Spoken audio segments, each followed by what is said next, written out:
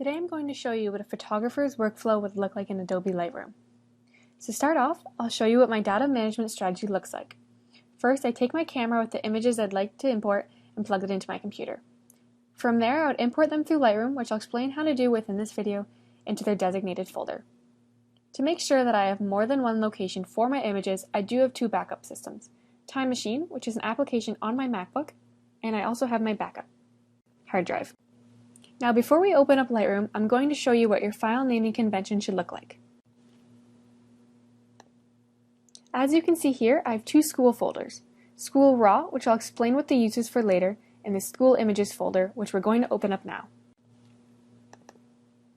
Now that I've opened up my School Images folder, you can see that my folders have a consistent numerical order with a different name for each project.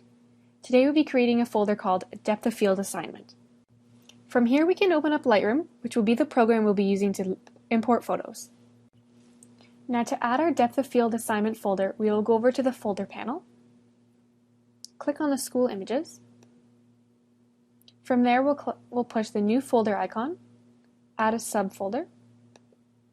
Make sure it says School Images just to make sure that's where they're going, and it does, so we can give this a name.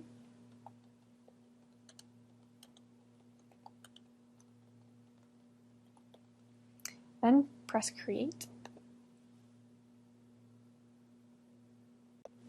Now that we have created the folder that we're going to import into, we can press Import.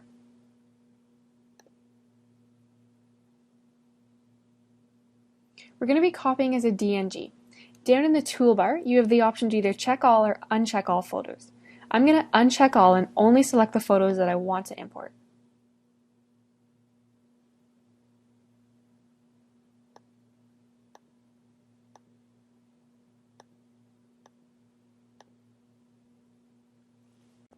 In this panel over here, make sure that all three boxes are checked off.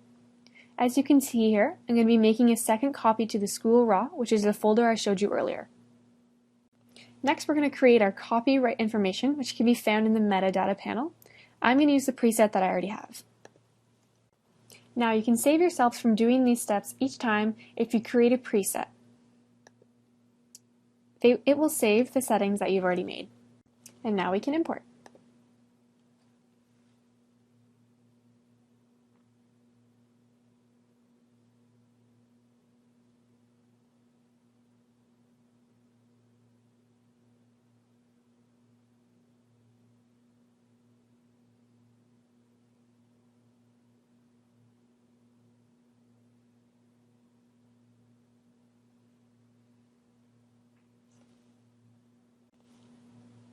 Now the photos that we have just imported are now shown down in the film strip.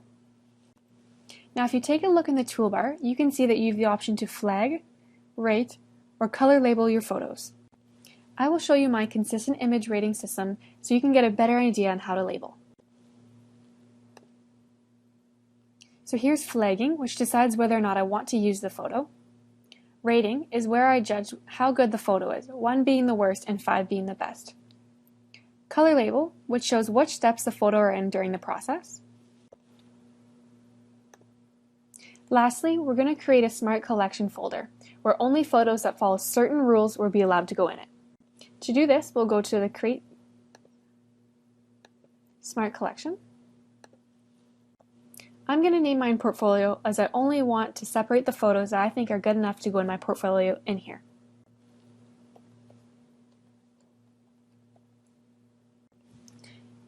Down here is where the consistent image rating system comes in handy. We're going to create rules that only allow certain photos based on the ratings to go in here. So I only want photos in my portfolio if they're at least 4 stars. To add a rule, you can press the plus sign. Again, I only want photos in my portfolio if they're blue, because that means that they're enhanced and ready to go. Let's do one more example. I only want them if they're purple because that means they're licensed. Press Create. So once the photos are rated and completed, they will automatically go into your Smart Collection folder. Okay, so that was a summary of a photographer's workflow in Lightroom. I hope that helped, and thanks for watching.